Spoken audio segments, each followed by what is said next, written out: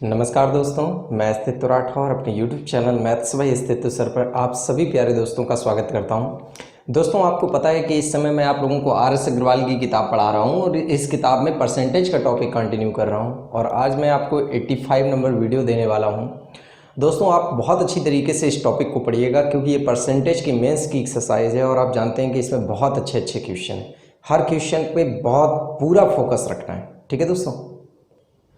हाँ तो दोस्तों, सवाल नंबर 23 देखिएगा किस तरीके से होगा।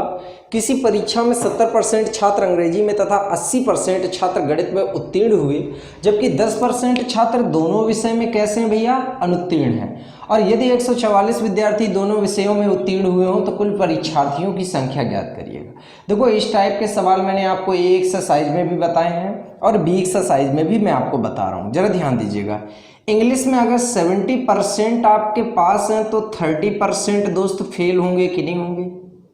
हम देखो फेल वाले की काउंटिंग इसलिए कर रहे हैं क्योंकि बोथ सब्जेक्ट में जानकारी फेल वालों की, ठीक। फिर यहाँ पर मैथमेटिक्स में 80% छात्र आपके पास हैं तो 20% क्या हो गए, फेल हो गए। और बोथ सब्जेक्ट में मेरे प्यारे बच्चों 10% फेल हो गए। अब एक बात बताओ, ये 10% इसमें भी है, ये 10% इसमें भी है, तो ये बताओ अगर आप टोटल फेल वालों की काउंटिंग करोगे तो टोटल फेल वालों की काउंटिंग हो गई कितनी, 50। लेकिन इस 50 में कौन डबल टाइम काउंटिंग है, ये डबल टाइम काउंटिंग है, तो इस 10 को इसमें से घटा लीजिएगा। जैसे ही घटाएंगे तो 40% आपको क्या मिले, फेल। तो ये 40% आपके फेल हो गए। इन्होंने पूछा क्या है कि यदि 144 छात्र दोनों विषयों में उत्तीर्ण हुए तो कुल विद्यार्थी, भैया तुम्हारे 40 फेल हैं तो उत्तीर्ण कितने हैं, 60% इक्वल टू 144, ठीक। 6 से काटो 10 बार, 6 से काटोगे 6 दूनी 12, 6 चौका 24, तो 10% की वैल्यू दोस्त 24 हो गई। 100% की वैल्यू अगर आपसे मैं पूछूं तो 100% की वैल्यू 240। आप लोगों को अच्छी तरीके से सवाल समझ में आ गया होगा। फटाफट इसको नोट करिएगा, बढ़ते हैं अगले प्रश्न की ओर। हाँ तो दोस्तों, सवाल नंबर 24 देखिएगा। 24 नंबर क्वेश्चन बहुत अच्छी तरीके से आप लोग देखिएगा। क्या दिया गया है भैया, इन्होंने कह रखा है कि किसी परीक्षा में सम्मिलित लड़के तथा लड़कियों का अनुपात 16:9 है। परीक्षा में उत्तीर्ण लड़के तथा लड़कियों का अनुपात 5:4 है और लिखा है 80% लड़कियां उत्तीर्ण हुई हैं तो कितने परसेंट लड़के उत्तीर्ण हुए, और यह भी ज्ञात करें कि कुल कितने परसेंट विद्यार्थी इस परीक्षा में सम्मिलित हुए, ठीक।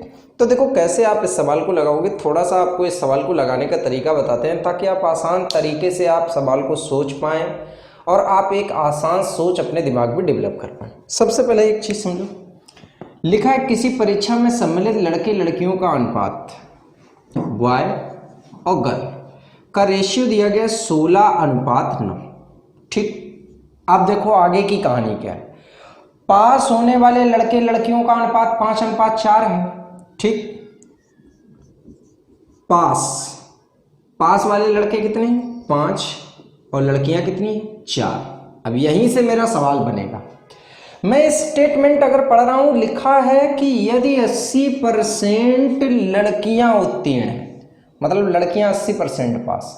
एक बात बताओ, तुम्हारे हिसाब से यहाँ पे लड़कियां कितनी हैं, 9, और लड़के कितने हैं, 16। थोड़ा इनमें 0 बढ़ा लो तो अच्छे लगने लगेंगे, ठीक। अब ये बताओ अगर लड़कियों में से 80% पास हैं, अगर लड़कियों में से दोस्त 80% पास हैं तो लड़कियों का 80% होगा, 8 ने 72 पास हैं। बताओ दोस्त, तुम्हारे हिसाब से 72 पास है, यहाँ कितनी है, 4 की वैल्यू 72 हो गई, 1 की वैल्यू 18, 18 पंचे 90, यहाँ से मिला 1 की वैल्यू 18, 18 पंचे 90, मतलब लड़के कितने पास हैं, 90। सबसे पहला प्रश्न तो यही है, कितने प्रतिशत लड़के उत्तीर्ण हुए। तो भैया 90 लड़के उत्तीर्ण हुए, कितने में से, 160 में से गुणा 100 कर लीजिएगा। भैया 0 से आप इस 0 को काट लो, सॉल्व करो तो आपका आ जाएगा कितना, और काट लो भाई 2 से। अगर 2 से काटोगे, सबसे पहले तो ऐसा करो, ये 0 वाला 0 ना काट के इसको काटो, थोड़ा अच्छा लगेगा। अब देखो काटो 4 से, 4 चौको 16, 4 से काटोगे 25, 25 निम्मा 225, 225 बटे 4, 4 से भाग दीजिएगा, कितना आएगा, 4 पंचे 20, 4 छंग 24, 4 दूनी 8, 4 पंचे 20, मतलब 56.25% लड़के पास हुए। अब आगे की स्टोरी सुनो। कुल कितने परसेंट विद्यार्थी इस परीक्षा में उत्तीर्ण हुए, मतलब टोटल पास होने वाले का परसेंट पूछा है। मेरे प्यारे बच्चों ये बताओ, 90 लड़के पास हैं, 72 लड़कियां पास हैं। अगर आप देखेंगे तो 162 कैंडिडेट टोटल पास हुए, कितने में से? 250 में से। अब इसी को परसेंट में बदलना है तो गुणा क्या कर लो, 100 कर लो। ऐसा करो 25 दसारम 25 चौका, गुणा कर लो यहाँ पे। तो जैसे ही गुणा करोगे तो यहाँ पे आ जाएगा 4 दूनी 8 और 16 चौको 64, मतलब 648/10 को आप क्या लिखोगे, 64.8%। ये रहा हमारा आंसर। तो किस तरीके से प्यारे साथियों आप इन सवालों को सॉल्व करोगे, ये बातें आपको बहुत आराम से समझ में आ गई होंगी। केवल सही बंटवारा ही सवाल का सॉल्यूशन है। ठीक है, चलो अब बढ़ते हैं अगले प्रश्न की ओर। हाँ तो बच्चों सवाल नंबर 25 देखिएगा, बहुत अच्छा सवाल है। अगर आप इसके कॉन्सेप्ट को सही तरीके से पकड़ लेंगे तो आप सवाल जल्दी कर पाएंगे और अच्छे से कर पाएंगे। देखिएगा भाई, लिखा है कि एक चुनाव में 2 प्रत्याशी हैं। इस चुनाव में मतदाता सूची में दर्ज व्यक्तियों में से 10% ने तो भाग ही नहीं लिया, मतलब इन्होंने तो चुनाव में ही नहीं पार्टिसिपेट किया, और 60 लोगों के मत गलत तरीके से पढ़े। गलत तरीके से पढ़ने का मतलब होता है कि उन्होंने सही से वोट नहीं किया, तो वो तो अमान्य घोषित हो गए। इसके बाद फिर कहा ए को मिले मतों की संख्या सूची में दर्ज संख्या का 47% है, वह बी को 308 मतों से पराजित करता है, तो कुल डाले गए मतों की संख्या ज्ञात करो। बड़े आराम से समझिएगा कैसे लगाएंगे। माना 100% यहाँ पे वोटर है और इसमें से 2 प्रत्याशी हमारे हैं जो चुनाव लड़ रहे हैं। लेकिन सबसे पहले एक बात समझने वाली बात यह है कि 10% मत तुम्हारे कैसे हो गए, अमान्य घोषित हो गए। तो जब यार 10% अमान्य घोषित हो गए तो पहले तो ये 10 हटाओ। 10% हटा दिए तो ये बताओ अब तुम्हारे पास वोट बचे कितने, 90% बचे। लेकिन बोला गया है कि ए ने सूची में से 47% पाए। अब ये यार सूची है, सूची में से 47% ये ले गया। ठीक, अच्छा एक बात और लिखी है, सबसे पहले लिखा है कि 60 मत अमान्य घोषित कर दिए गए। अच्छा ये बताओ दोस्त, अगर 100 में से 10 आए नहीं, 60 अमान्य घोषित कर दिए गए, तो यहाँ पे आप 60 मत लिखेंगे। परसेंट समझ के घटा मत देना, घटा दिया तो सवाल बहुत भयंकर गलत हो जाएगा, फिर सही होने की कोई चांस नहीं रह जाएंगे। अब यहाँ पर समझो, ए ने 47% वोट पाए। अब यार अगर हमें बी के वोट चाहिए तो भैया जी देखो ये आपके वैलिड वोट हैं कि नहीं, और इसमें से 47% तो एक आदमी को मिल ही चुके हैं। अब अगर एक आदमी को 47 मिल चुके हैं तो दूसरे आदमी के अगर हम वोट निकालेंगे तो इसमें से 47 हटा लो। तो जैसे ही आप 47 हटाओगे तो बी के वोट मिले कितने, 43% माइनस 60। बताओ सर समझ आ रहा है कि नहीं? ये किसके वोट आ गए, ये बी के वोट आ गए। तरीका आपको समझ में आ रहा है? अब इन्होंने बोला है कि ए ने बी को 308 मतों से पराजित किया। तुम जरा देखो इसको इससे जरा घटाओ, तो जब घटाओगे तो बस यही तो खेल है दिमाग का। 47% माइनस 43% और प्लस 60 हो जाएगा, क्योंकि माइनस का साइन जब इसमें टकराएगा तो इसको प्लस बना देगा, और इक्वल में आ गया 308। ठीक, आप क्या करिए घटाइएगा, ये आपका आ जाएगा 4% इक्वल टू ये उधर जाएगा तो आ जाएगा आपका कितना भैया जी, यहाँ पर कितना आ जाएगा, ये 8 आ गया। जब यहाँ पे घटाया तो यहाँ पे आपका कितना आ गया, 4 आ गया, ये 2 आ गया, तो 248 आया। 4 से काटो, जैसे ही काटोगे तो 1% की वैल्यू मिली कितना, 4 छंग 24, 4 दूनी 8, मतलब 1% की वैल्यू कितनी हो गई, 62। आपसे पूछा गया यहाँ पर टोटल मतों की संख्या, तो 100% की वैल्यू आपसे अगर पूछी जाए तो आंसर आएगा कितना, 6200। तो मेरे प्यारे साथियों आपको बहुत अच्छी तरीके से सवाल समझ में आ गया होगा। अब अगर इनकेस, वैसे तो इस किताब में इस सवाल का यही प्रश्न है, लेकिन अगर किसी किताब में जैसे कभी कभी पूछता है कि विजयी उम्मीदवार के मत ज्ञात करो, तो आप 47 की वैल्यू निकालोगे। लेकिन अगर पराजित उम्मीदवार के मत पूछे जाए तो आप 43% की वैल्यू निकाल के कितना घटाओगे, 60। ये याद रखना, ठीक है। चलो अब बढ़ते हैं अगले सवाल की ओर।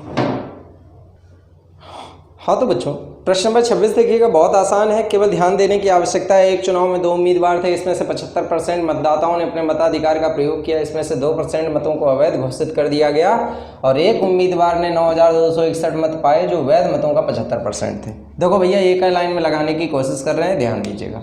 सबसे पहले तो एक चीज़ समझिएगा, माना 100% कैंडिडेट हैं जिसमें से 75% ही वोट डालने गए, ठीक। अब ये बताओ दोस्त, 2% तो अवैध हो गए, तो अवैध अगर हटा दो तो 98% तो दोस्त वैध होंगे कि नहीं होंगे। तो ये बताओ, ये जो वोट मैंने आपके सामने लिखे हैं ये कैसे वोट हैं, तो आप बोलोगे सर वैध वोट है, ठीक। अब देखो लिखा है एक उम्मीदवार ने 9261 वोट पाए जो वैध मतों का कितना है भैया 75%। अगर हम बेटा 75% को 3/4 लिख दें तो कोई बुराई तो है नहीं, तो यहीं पे लिख दीजिएगा 3/4। अब इसको सॉल्व करना शुरू करिएगा, देखिएगा कैसे आप सॉल्व करेंगे। थोड़ा ध्यान दीजिएगा, 25 तिया 75, 25 चौका 100। और जरा इसे सॉल्व करो, देखो जो जिससे कट पिट जाए, जितना काट सकते हो उतना काट लो, बाकी आप सॉल्व कर लीजिएगा। अगर देखेंगे यहाँ पर तो 2 से काटो, 2 दूनी 4, 2 से काटोगे भैया ये आ जाएगा 49, ठीक। समझ आ रहा है। अब आप शायद आपको नहीं दिख रहा है लेकिन मुझे पता नहीं क्यों दिख रहा है।